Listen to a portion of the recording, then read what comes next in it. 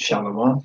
First and foremost, I want to give all praises, glory, and honor to Yad, La, Yahweh, Bahashem, Yahweh Shai, Waha, Racha, Kodash.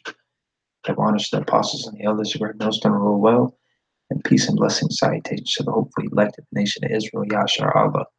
All right, this lesson, it should be, fairly quick, but we always say that, through the Spirit, it'll go as long as it has to, all right? But this is going to be titled The New Covenant. All right, I'm going to screen share. We're going to do a couple, we're going to go through mainly Jeremiah 31, right, but also Hebrews 8 and Ezekiel 37, all right? And then we're also going to get these two scripts too. So this is Jeremiah 31 and 31. Behold, the days come, saith Yahweh, that I will make a new covenant with the house of Israel and with the house of Judah. All right, so one of the first questions we wanted to answer, that you'd want to know is what is the new covenant? Who is it for? All right. Well, it just told you who it's for. All right. Let me read this again, verse 31. Behold, the days come, saith Yahweh, that I will make a new covenant, because there was two of them. All right, there was an old and there was a new. All right, which the old one was made back in Egypt. All right, when Yahweh delivered the Israelites from Egypt, right, the Egyptian bondage. All right, and who is he going to make it with? The house of Israel and the house of Judah. Okay, so the Israelites, because that's the northern kingdom and that's the southern kingdom. Not according to the covenant that I made with their fathers in the day that I took them by the hand to bring them out of the land of Egypt, which my covenant they break. Although I wasn't husband unto them, saith Yahweh, Israel is likened unto Yahweh's woman. Right? But this shall be the covenant that I will make with the house of Israel. After those days, saith Yahweh, I will put my law in their inward parts and write it in their hearts, and will be their God, and they shall be my people. Right? So Yahweh and is going to make a covenant with the house of Israel. Now, why did it say Israel here, but back in 31 it said Israel and also Judah? Because there's a deep meaning behind this. The reason it went from the house of Israel and the house of Judah to house of Israel is because in Ezekiel 37, as you can see up here, which we're going to get once we're done reading this, the two kingdoms, southern and northern kingdom, came together, or they're going to come together. Yahweh put them back together because they split up into two separate kingdoms. Ultimately, they liken themselves as two different nations to an extent, even, right? Because they each had their own king. And that was after King Solomon, which was the son of King David. After King Solomon died, they split into two kingdoms, right? But they're being reunited right now. All the tribes are coming together now, all right? Which is the elect, 144,000 and 1/3, starting with the elect, right? And it's a future prophecy that Yahweh is going to put all the children of Israel together, like all the tribes. He's going to combine them back into one nation again, instead of two separate kingdoms and nations. He's going to put them together, so rejoin them. And then he's going to set us in our land, all right, which is the land of Israel. That has not happened yet, all right? So verse 33, but this shall be the covenant that I will make with the house of Israel. After those days, saith Yahweh, I will put my law in their inward parts and write it in their hearts. So this is what the new covenant is going to do. All right, this is part of the new covenant. Yahweh putting his law, which is the law that he gave to Moses, in our inward parts and in our hearts, right? And basically what that's meaning is we're going to get out of this, the sinful nature of this flesh, get new bodies, and we're not going to go off, right? Because if you remember, Yahweh Shai conquered the flesh, right? He conquered sin because he came in the same likeness of flesh as us, but he didn't sin as Yahweh Shai. All right, now if you can receive it in reincarnation in his past lives, he did. He did sin, which is why he paid for his own, and he also paid for the nation of Israel's, right? Specifically the elect. Okay? But we're not going to sin anymore once this new covenant is established, because right now we're not in the new covenant. Right now we're in the old covenant to an extent, because we're making the transition into the new one, right? But we are still technically in the old covenant, okay? And will be their God, and they shall be my people. And they shall teach no more every man his neighbor and every man his brother, saying, Know Yahweh, for they shall all know me from the least of them unto the greatest of them, saith Yahweh, for I will forgive their iniquity, and I'll remember their sin no more. Right? We're going to be cleansed, purified, right? Which is why 2/3 have to die on this side, and they'll come back on the next, right? To the loins of the elect. This is another part of the new covenant, of course, because it's all in the same chapter. But he said, basically, he's saying that all Israelites are going to know that Yahweh is the one true God, and they're going to worship him. Okay? So far, every Israelite is going to keep the laws, and they're not going to sin, right? Every Israelite is going to know Yahweh, right? Really, the whole planet as a whole is going to know Yahweh, all right? So now let's head over to Ezekiel 37. Not going to close that out yet.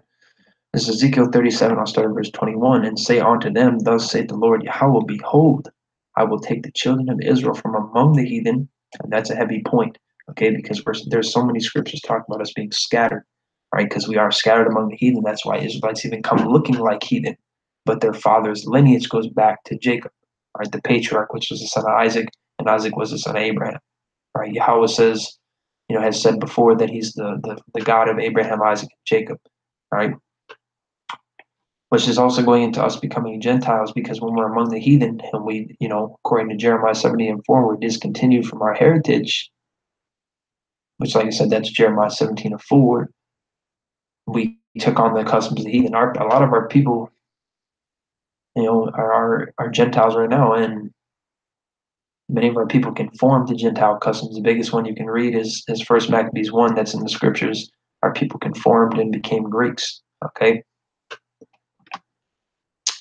Behold, I will take the children of Israel from among the heathen, whither they be gone, and will gather them on every side and bring them into their own land, okay, which is the land of Israel. And I will make them one nation in the land upon the mountains of Israel, which means governments, and one king shall be king to them all, and they shall be no more two nations, neither shall they be divided into two kingdoms anymore at all. See? So that's why here it went from saying the house of Israel and the house of Judah to saying just the house of Israel. Okay? Verse 23, neither shall they defile themselves any more with their idols, nor with their detestable things, nor with any of their transgressions, but I will save them out of their dwelling places wherein they have sinned, and will cleanse them, so shall they be my people, and I will be their God. And David my servant shall be king over them, and they all shall have one shepherd. They shall also walk in my judgments and observe my statutes and do them. All right, so far, just to stop right here for a quick second. Where do you see anything about the other 17 nations? We haven't seen anything about the 17 nations, but this is the new covenant. The old covenant was only for Israel. Everybody acknowledges that, or most people anyways. It's a well-known fact. All right. Now people seem to have a strange delusion that the heathens are all of a sudden coming into the fold. That doesn't work like that. Okay. The new covenant, these are the scriptures on the new covenant. Nowhere has it mentioned heathens yet. All right. And by heathens, I'm talking about the other 17 nations, because there's 18 total. So far, this has only been talking about Israel. All right. But let's read on and see if it talks about the heathens. I'm not going to, ruin that for you. Make that a surprise until then, because it's going to be mentioned. But I'm not going to tell you what it says about them. That's the thing. But we're going to read it. Which really I did ruin it, but you get the point. All right. We're just going to read. All right. It says, so shall they be my people, and I will be their God. And David my servant shall be king over them, and they all shall have one shepherd. They shall also walk in my judgments and observe my statutes and do them. Right, it's going into the new covenant. And they shall dwell in the land that I have given unto Jacob my servant, wherein your fathers have dwelt, and they shall dwell therein, even they and their children, and their children's children forever. And my servant David shall be their prince forever. All right, so this is an eternity. This is the kingdom of heaven. Right? Moreover, I will make a covenant of peace with them, which is going to the new covenant. It shall be an everlasting covenant with them. Who's them? We've already read it. The house of Israel, the house of Judah. So the Israelites, the nation of Israel. And I will place them and multiply them, and will set my sanctuary in the midst of them forevermore. Right? My tabernacle also shall be with them. Yea, I will be their God, and they shall be my people. So who's Yahweh's people? The Israelites. That's been established all throughout the scriptures, all right? Verse 28, and the heathen, okay, so here it mentions the heathens right here. And the heathen shall know that I, Yahweh, do sanctify Israel, when my sanctuary shall be in the midst of them forevermore. So this new covenant isn't for the heathen. The only thing that it talks about the heathen is regarding that they're going to know that Yahweh is dealing with Israel and Israel only, all right? Now let's go to Hebrews 8, where it's reiterated. All right, this is Hebrews chapter 8, verse 6. But now hath he obtained a more excellent ministry, by how much also he is the mediator of a better covenant, which was established upon better promises, which is Yahushua. He's that mediator, right? That intercessor. For if that first covenant had been faultless, then should no place have been sought for the second. All right, so there's only two covenants, right? Only two covenants were created, and that was the old and the new. The old was for Israelites, and we just read the new was for Israelites. For finding fault in them, he saith, behold, the days come, saith the Lord, which is Yahweh, when I will make a new covenant with the house of Israel and with the house of Judah. So it's just reiterating what it said before, except it's, word a little different, but that's just the translation. Not according to the covenant that I made with their fathers in the day when I took them by the hand to lead them out of the land of Egypt, because they continued not in my covenant, and I regarded them not, saith the Lord, which is Yahweh. For this is the covenant that I will make with the house of Israel after those days, saith Yahweh. I will put my laws into their mind and write them in their hearts, and I will be to them a God, and they shall be to me a people. And they shall not teach every man his neighbor and every man his brother, saying, know the Lord, for all shall know me from the least to the greatest. For I will be merciful to their unrighteousness, and their sins and their iniquities will I remember no more. And that he saith a new covenant, he hath made the first old. Now that which decayeth and waxeth old is ready to vanish away. All right, we're in that time of the old covenant vanishing away. Right? When America is destroyed by thermonuclear missiles, simultaneously, which is when Yahushua is coming back to deliver the Yahushua and angels to deliver the elect, they're going to get those new bodies, and that's going to be the beginning of the new covenant. All right. So now the wages of sin are death. The wages of sin are death. Let me get that. Wages of sin.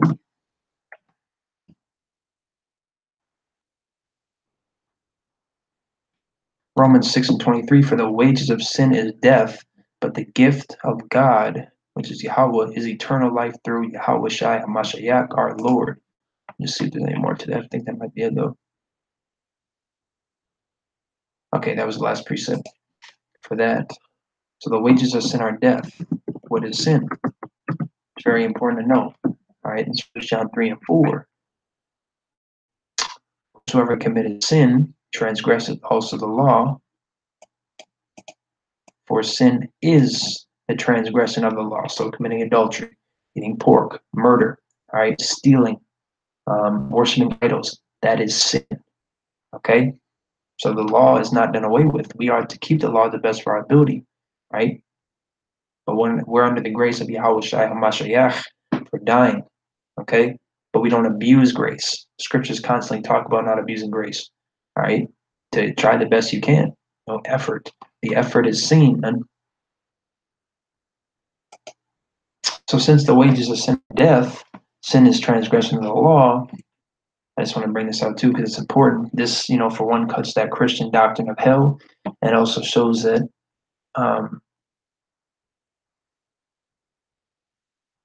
it's just comforting. It really is. All right. But it cuts the Christian doctrine of hell. I remember what I was going to say, and it tells you what hell is, because hell is three different things. As far as my understanding goes, hell is a condition, being a low estate. Hell is the grave, and hell is also uh, a valley outside of Jerusalem, I think it was, named the Valley of Hinnom or Gehenna, where they burn trash and sacrifice to idols. And heaven is a condition, which would be rulership, a very blessed condition, being high up, which the Edomites, or specifically the elites, they're in their heaven. Because the Edomites are basically, well, they're the wicked.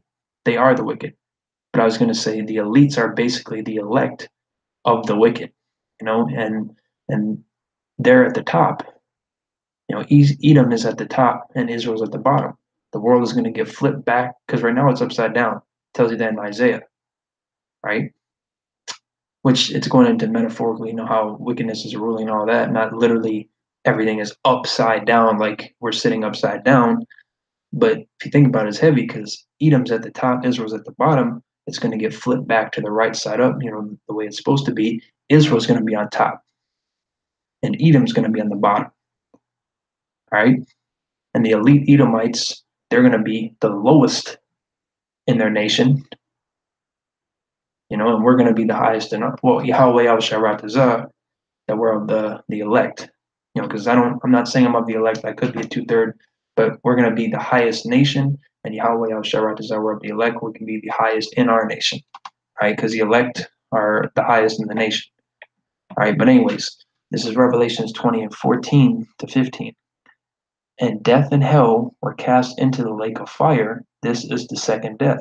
Now, if you can receive it, this precept alone, by itself, cut that Christian doctrine of hell, because it just said hell was casted into the lake of fire.